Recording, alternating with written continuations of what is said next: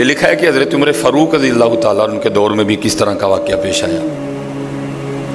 وہ ایک نوجوان تھا، حسین و جمیل تھا، اللہ نے حسن عطا کر رکھا تھا بڑا۔ اس نے جب بھی نماز پڑھنے کے لیے آنا نا تو راستے میں ایک عورت تھی، اس کی نظر پڑتی، اور یہ کہا گیا ہے کہ جو نظر ہے یہ شیطان کے تیروں میں سے ایک تیر ہے حضرت، اسی لیے تو حضرت جی نظریں جھکا کے چلنے کا حکم دیا گیا ہے، کیونکہ جو نظر ہے یہ شیطان کے تیروں میں سے ایک تیر ہے حضرت جی۔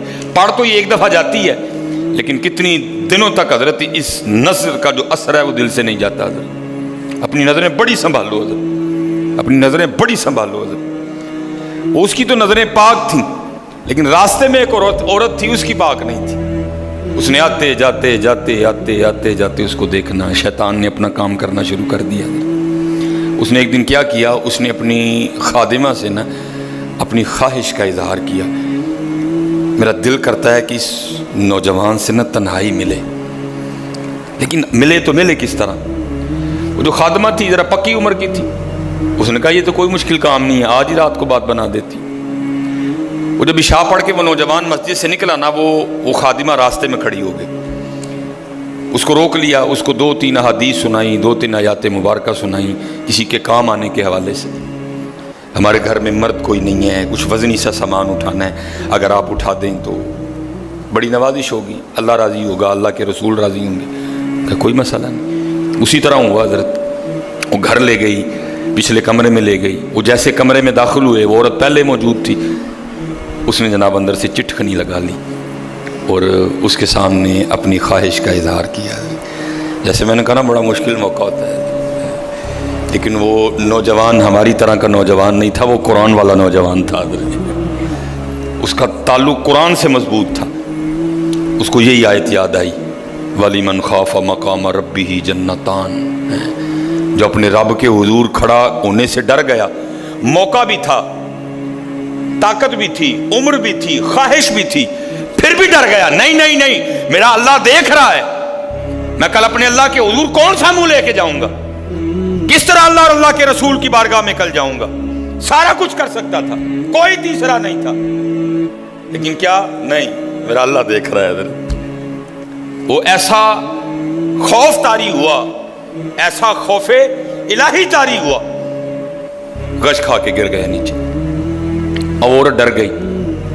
آگے بڑھ کے کسی نے نبض نہیں دیکھی کہ زندہ ہے کہ شہید ہو گئے، انہوں نے سمجھا کہ شاید مر گئے۔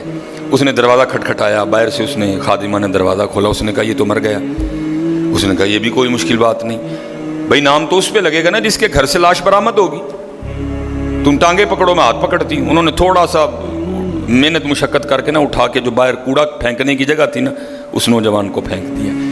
اب رات پڑ گئی، بیٹا گھر نہیں آ رہا، باپ پریشان تھا۔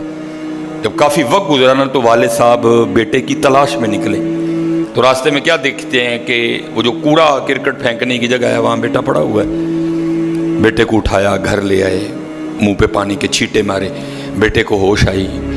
باپ نے پوچھا پتر کیا ہوا؟ وہ بیٹے نے پھر سنانا شروع کیا۔ جب پھر وہاں پہنچا نا کہ اس عورت نے مجھے دعوت زنا دی، تو پہلے تو خوف الہی کی وجہ سے بے ہوش ہوا تھا، اس بار اتنا خوف الہی نے غلبہ کیا کہ واقعی روح پرواز کر گئی ہے۔ والد نے راتوں رات جنازہ کروا دیا۔ صبح والد صاحب فجر کی نماز کی جماعت میں شریک نہیں ہو سکے۔ جب نماز سے فارغ ہوئے نا تو امیر المومنین حضرت سیدنا عمر بن خطاب رضی اللہ تعالیٰ نے پوچھا بھائی وہ آج ہمارا فلاں مقتدی کیوں نہیں آیا؟ لوگوں نے ساری بات سنائی، حضرت جوان بیٹا تھا، انتقال کر گیا، رات ہی کو جنازہ ہو گیا، شاید اس وجہ سے حضرت نہیں جماعت میں تشریف لا سکے۔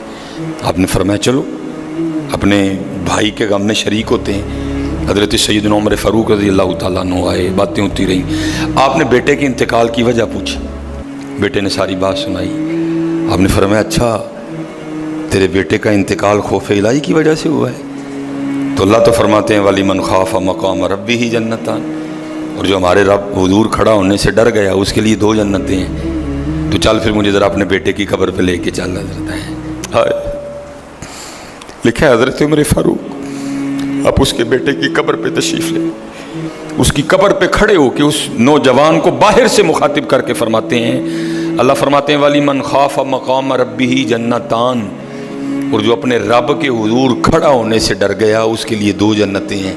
اے نوجوان اب آگے تو بتا اللہ نے تجھے 2 جنتیں دیں کہ نہیں دیں؟ تو لکھا ہے قبر سے جواب آتا ہے امیر المومنین رب سچا، رب کا رسول سچا، رب کا قرآن سچا، میں جیسے ہی قبر میں آؤں اللہ نے مجھے 2 جنتیں عطا کر دی ہیں۔ بچو اس سے بچو حضرت، اس دور کا سب سے بڑا فتنہ حضرت، اس سے بچو حضرت، اور خود نہیں بچا جاتا حضرت، اپنے اللہ کے حضور بار بار گڑ گڑاؤ یا اللہ سانو بچا لے۔ اور پھنسایا حضرت ہمیں انہوں نے اس طرح ہے، ہمارے معاشرے کو انہوں نے اس طرح کا بنا دیا ہے کہ یہاں زنا بالکل بری چیز نہیں سمجھی جا رہی، لوگ فخر سے بتاتے ہیں، اور یہ قرب قیامت کی نشانی ہے۔ لوگ گناہ کر کے فخریہ بتایا کریں گے۔ آج کا نوجوان فخریہ بتاتا ہے، جی میری اتنی گرل فرینڈز ہیں، آج کا نوجوان فخر سے بتاتا ہے۔ یہ قرب قیامت ہے، یہ نشانی ہے قیامت کی۔ لوگ گناہ کر کے ڈریں گے نہیں، بلکہ فخریہ بتایا کریں گے، ہاں جی میں یہ گناہ کر رہا ہوں اور اتنی جگہ کر رہا ہوں میں یہ گناہ۔ لیکن کیا ہوگا، نیکی مشکل ہو جائے گی۔ آج حضرت جی آپ دوسرا نکاح کر لیں، اللہ سنت ہے، قرآن میں اللہ خود کہہ رہے ہیں فَإِن تَابَ لَكُم مِّنَ النِّسَاءِ مَثْنَىٰ وَثُلَاثَ وَرُبَاعَ۔ پہلے کی تو اللہ نے بات ہی نہیں کی، بات ہی دوسرے سے شروع ہو رہی ہے۔ مِّنَ النِّسَاءِ مَثْنَىٰ وَثُلَاثَ وَرُبَاعَ، پہلے کی بات ہی نہیں ہوئی، بات ہی دوسرے سے شروع ہو رہی ہے۔ جتنی مرضی گرل فرینڈ رکھ لیں، آپ کو کوئی برا نہیں سمجھے گا، بلکہ لوگ آپ کے جانے کے بعد بڑا خوش ہو گئے کہ یار بڑا رنگین مزاج آدمی ہے۔ لیکن حضرت آپ دوسرا نکاح کر لیں، اسی وقت آپ لوگوں کے کاغذوں میں 2 نمبر ہو جائیں گے حضرت۔ پیکے بھی ناراض، سونے بھی ناراض، پرا بھی ناراض، سالہ بھی ناراض، ہیں جی چھوٹا بھی ناراض، وڈا بھی ناراض ہے۔ یہ کیا ہے؟ یہ قرب قیامت ہے حضرت۔ گناہ اچھا ہو گیا، گناہ آسان ہو گیا، نیکی بری سمجھی جانے لگی، نیکی مشکل ہو گئی حضرت۔ اس لیے بچو حضرت، اور اس کا طریقہ جو ہمیں ہمارے بڑوں نے بتایا ہے یہی ہے حضرت جی، روز سرگی اٹھو تے اللہ دے حضور رو، یا اللہ جے دن چڑھے آئے تے تیرے فضل نہ چڑھے آئے، جے چاڑے تے پھر ساڑی حفاظت بھی فرمائیں گے، سانو بچا بھی لیں گے، ساڑی حفاظت بھی فرمائیں گے۔ تو حضرت جی دنیا تو 4 دن کی ہے، جا رہی ہے،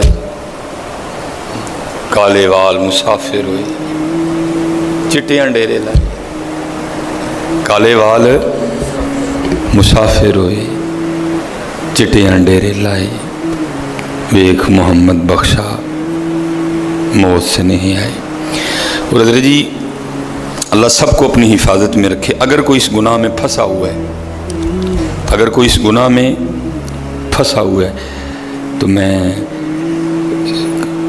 کہوں گا کہ توبہ کر لیں سارے حضرت، کیونکہ حضرت یہ وہ گناہ ہیں کر تو ہم رہے ہیں، لیکن اس کی سزا ہماری نسلوں کو بھگتنی پڑنی ہے حضرت۔ کیونکہ امام شافعی رحمۃ اللہ تعالی علیہ فرماتے ہیں زنا وہ قرض ہے جو لے تو رہا ہے لیکن چکائے گی تیری اولاد حضرت۔